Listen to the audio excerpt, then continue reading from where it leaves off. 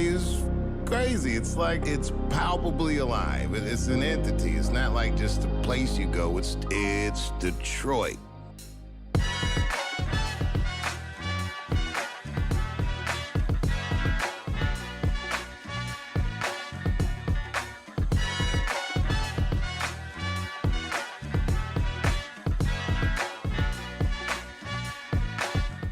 Good morning, and welcome to the 2022 Visit Detroit Annual Partnership Meeting. Please welcome to the stage President of the University of Detroit Mercy and Chairman of the Board, Visit Detroit, Antoine Garibaldi.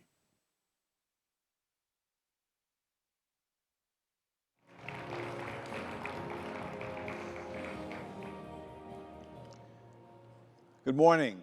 I'm Antoine Garibaldi, 2022 Visit Detroit Chairman of the Board. Welcome to the 2022 annual meeting. It's an honor to serve in this role, and it is my pleasure to call the meeting to order, as I'm assured that the required quorum is present. First, I want to thank each and every one of you for your individual and collective contributions over the last 2.5 years. Because of your dedication and tireless service, our region's tourism and convention industry has been sustained. Despite the challenges of COVID-19, Delta, and the Omicron viruses, we have made the necessary adjustments and provided excellent service to our customers. And in 2022, we'll pick up the pace and hopefully exceed our projections. The DMCVB has made similar operational adjustments over these last few years, namely reduction in staff and budget, modifications in our forecast, and a careful review of our reserves. You and I both know that these were difficult decisions for our industries, but we are stronger because of the choices we selected. Similarly, you'll be pleased to know that the Bureau is financially strong because of prudent management and proactive marketing and sales activities. Those activities have been escalated as the travel industry has literally taken off. And you should know that our December 8th meeting of the Board of Directors, we affirmed the fiscal vitality of the Bureau and expressed our confidence that it has the necessary resources to meet the challenges of the next 12 months.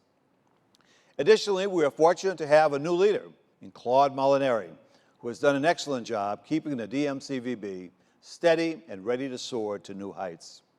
Claude previously managed the former TCF Center for 10 years, and he knows what conventions and tourism mean to all of us and for the metropolitan and Michigan economy. Claude will be sharing some of the Bureau's bold plans for 2022 shortly. But we have some important governance business to accomplish. We need to elect a new class of 11 members to join our 36 already seated directors. The directors elected today will hold office for a 3-year term until December 2024. We need to state that every membership has only one member of record, and that single person has the right and power to vote in today's election. Every person entitled to vote will have returned a proxy in advance, or if we did not receive a proxy, you will have received a ballot on registering for this meeting. If you have already voted by mail proxy before this meeting, there is no need to cast a ballot here. The proxy holders will vote your share as indicated on the proxy. Mr. David Bargamian, General Counsel for the DMCVB, has been appointed to act as the teller and inspector of election for this meeting. Mr. Bargamian will formally announce and communicate the results of this election within 5 days. So now I'd like to introduce Christina Lovio George, President of Lovio George Incorporated, who present the recommendations of the Nominating Committee. Other board members who served with her on the Nominating Committee are Rod Alberts, Elliot Broom, David Katz, Michael G. Wright, and Michael Montry. Please welcome to the stage Christina Lovio George.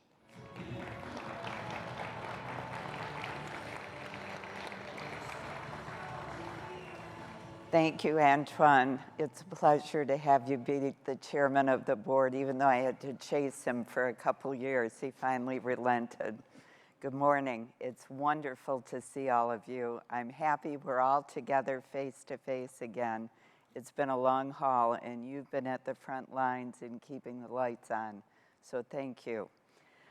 On December 7th, the Board of Directors accepted the recommendations of the Nominating Committee, and all of those people that you heard serve on the Nominating Committee have day jobs and do so admirably, so we're appreciative of their work. And they endorsed these 11 individuals that were set forth in the proxy and ballot for this meeting. The nominees include the following, each of whom currently serves as a director. Rod Alberts, Executive Director, the North American International Auto Show, which will return to Detroit in September. Yes. Mm-hmm. John Blanchard, Director, Local Government Relations for General Motors. Keith Crane, Chairman of Crane Communication. Nick DeMarco, Regional Sales Manager, Delta Airlines. Thank you, Delta Airlines.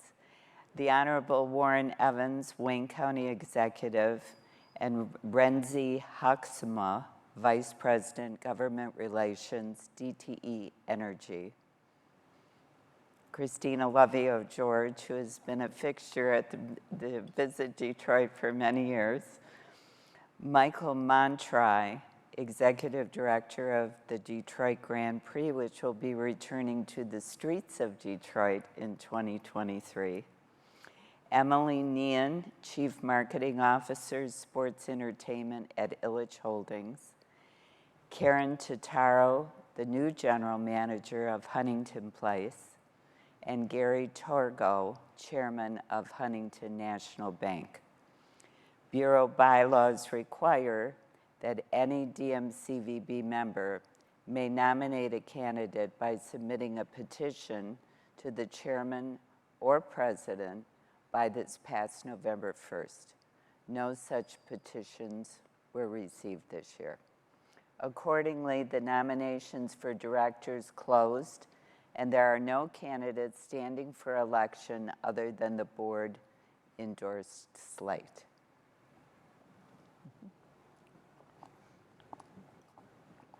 Thank you, Christina, and the Nominating Committee for undertaking such an important governance task. The balloting polls have been open since 6 a.m., and a copy of the ballot was emailed this morning. All ballots received should have been filled out and returned to the polling station digitally. If you have not submitted your ballot, please take a moment to submit it now. Election polling is now closed. Mr. Bargamian will tally the votes and make his report on this election of board members within 5 days. So please watch for the report via email.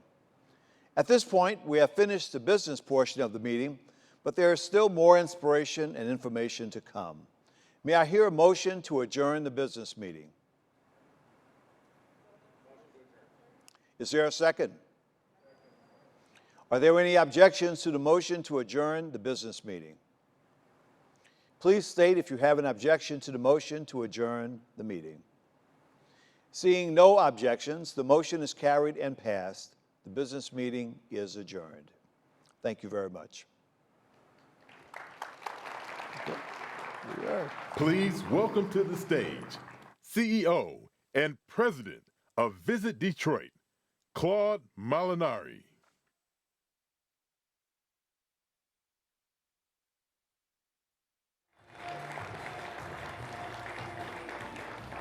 Good morning, partners. Welcome to our Visit Detroit annual partnership meeting. It is a true pleasure having you here today, especially face-to-face. Just feels right. Well, my first year at Visit Detroit is behind me, and it has been truly a rewarding, if not unpredictable, experience. While we hoped 2021 would have an immediate return to business, the pandemic surged again, and the first quarter of 2021 was basically a repeat of 2020. However, as the year went on and vaccinations became more widely available, some consumer confidence returned, and our team and I were able to accomplish our goals and initiatives. I'm proud of the work and the hours the team put in to help our organization be successful. For example, our sales department and the Detroit Sports Commission booked nearly 100 pieces of business last year, including 8 citywide conventions. Herbalife, Connect, Linux Foundation, Automate, Alpha Kappa Alpha Sorority, American Bus Association, the Silicon Expo, and the Injection Molding Show are among the meetings now on the books. All of these groups are important, and some of them, like American Bus Association and Connect, are extremely high profile and important for us to host because of who their attendees are, meeting planners and group tour operators. Our sales team in 2021 also strategically attended trade shows like PCMA, IMEX, and Connect, opting for quality shows as opposed to quantity. The team made sure they continued to build relationships with the planners that booked meetings in our competitive set.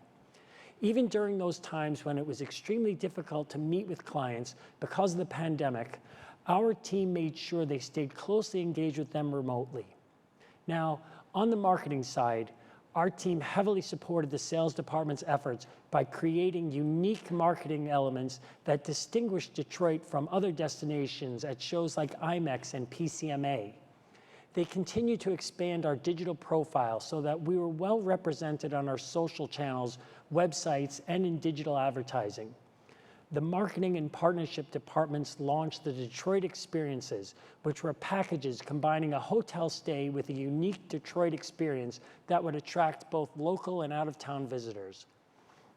They hosted a media familiarization tour in July for 10 well-regarded travel journalists.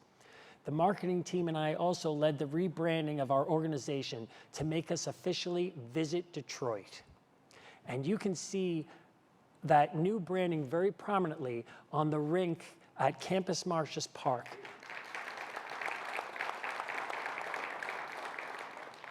And we're sponsoring that park this winter season, and it's been a tremendous success for us. The rink was our coming out party for the new logo. 2021 was also proved to be a busy year for the Detroit Sports Commission. In addition to staging the USA Weightlifting National Championship Week in June, the Sports Commission also hosted its first golf outing at Oakland Hills to enhance its community support and visibility with key stakeholders and targeted clients. The DSC also continued to work strategically to position Detroit as a candidate for future NFL drafts and Big Ten bids, and we are waiting on those decisions right now, very patiently, I might add. Given the uncertainty we faced in 2021, our team did exceptionally well. Now we're looking forward to rolling out 2022 initiatives, which I'll tell you a little bit about now. There's no doubt that uncertainty has also been the theme of the first months of 22, thanks to the latest COVID variant. However, while remaining cautious, we are still forging ahead in planning and booking business for the future because this will end. Now in 22, the overall direction I have given our staff is to be bold in everything we do. Of course, that applies only when it is safe to do so based on where we are with the pandemic. But when I say be bold, I mean take chances to make sure Detroit's sales and marketing strategies cut through the clutter. In 22, for sales, that means assuring clients in every way that we can have safety and cleanliness protocols in place to ensure the well-being of their meeting attendees. It means evaluating and qualifying accounts that we've been close to winning, creating a top lost list, and trying again with a new approach. It means developing strategies that will yield at least a 50% increase in customer connections and experiences within all markets. It also means increasing opportunities for our industry partners to interact with customers and highlight their venues. Attendance at key trade shows with our unique booth presence and experiential activations will also be critical in 2022. We already had very successful events showcasing Metro Detroit last month at 3 different events: PCMA, CES, and American Bus Association. The team will also look for business beyond U.S. borders, since international planners are showing a keen interest in Detroit. Now, our partnership team is gearing up for a very busy 22, as they will be servicing the booked meetings and conventions throughout the destination, and along with you, delivering the best hospitality experience to our guests. Our marketing team is always excited to implement any project that allows them to be bold. such as unveiling our new brand on the campus Martius ice rink downtown. Sponsorship of signature events like the Detroit Grand Prix will showcase our logo prominently on a national stage. Marketing is also introducing our new integrated sustainability advertising campaign in a big way next year. It is themed around be a better person and leave Detroit a better place. It features Metro Detroit's environmental, economic, and cultural sustainability initiatives. Let me touch on our international group tour and leisure marketing efforts for a minute. The Bureau has been present in the international markets of UK, Germany, and China since 2015, with an increasing spend and presence each year. Obviously, in 2020, we cut that spend enormously, and we had to take China out of the mix for the foreseeable future. Coming out of the pandemic, I have asked the team to be very aggressive with international marketing efforts in the UK, Germany, and in Canada. We will partner with Brand USA on several co-op advertising initiatives, and we will continue to participate in trade missions and international shows with Travel Michigan. We have also partnered with agencies in Germany and the UK to create marketing campaigns and in-country marketing efforts on our behalf. We can and should be bold with our efforts across the pond because before the pandemic, we saw demand for travel to Metro Detroit grow steadily each year. And internationally, travelers have already experienced the East Coast and the West Coast. They've seen Mickey Mouse and the Statue of Liberty. They're looking for something new and authentic. Why not Detroit? By the way, international travelers love river cruises. The city has gained traction as a popular cruise ship stop at the Great Lakes. This year, we will welcome 42 port arrivals, including Viking Cruise Lines, the largest and most recognized river cruise line in the world. Now I'll change gears a little bit to talk about sports, one of the most significant business generators for our hotel community. 2022 will be an exciting year for the Detroit Sports Commission. The President's Day Challenge Volleyball Championship is headed here in February. In fact, the volleyball event has 600 teams registered with 18,000 in expected attendance. In March, the region hosts the NCAA Division I Wrestling Championships for the first time since 2007, which will be a major citywide event. March and April will bring us 4 USA Hockey National Championships, and they will be followed by the NCAA Men's Division II Golf National Championship in May at the TPC of Michigan. This year, the Sports Commission's business development strategy includes evaluating bid opportunities for Olympic trial events heading up to the 2024 Olympic Games, as well as developing an NCAA Final Four bid for the 27 through 2031 hosting cycle. Now, I'd like to take a minute to share why I've been putting my personal focus on in 2021 and now continuing into 2022. First, we all know it's a challenge to fill positions in this current environment. I'm committed to seeking out talent to join our organization that can help us build our future. This is a top priority. Second, I'm supporting the effort to bring 1,500 new hotel rooms to the west side of the convention center, Huntington Place. This will be a game changer in our ability to attract large conventions and events. Next, I'm also exploring ways we can add more experiential activities downtown and in the suburbs, such as food tours, for example. Almost every vibrant city offers these, and we should be as well if we want to be competitive with other cities and to help our partners.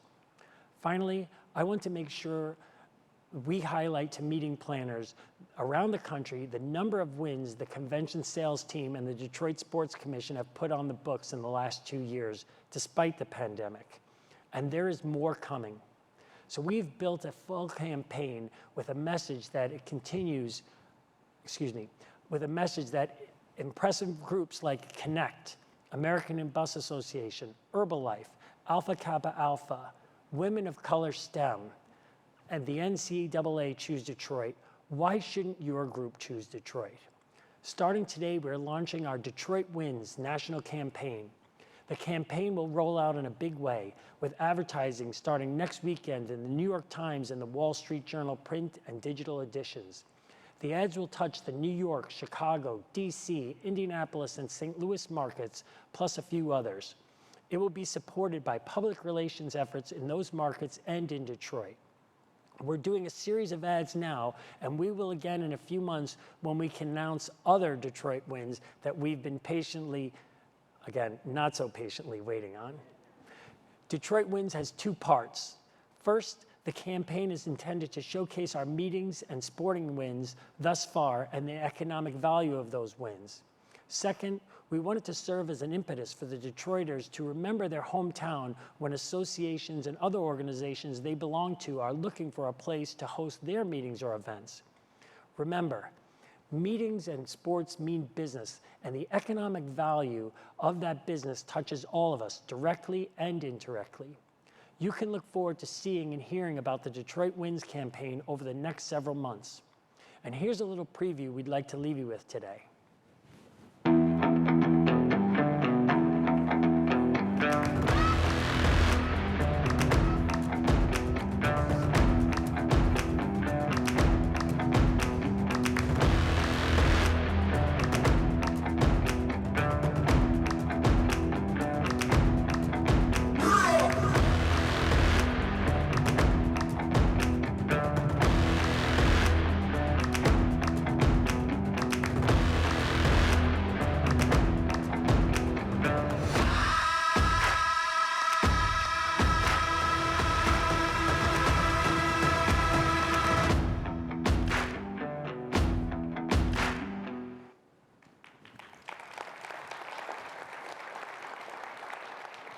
We urge you to go to our site, visitdetroit.com/wins, for a full list of the conventions and meetings headed to Metro Detroit, and to learn how you can help to bring your own meeting or event to our region.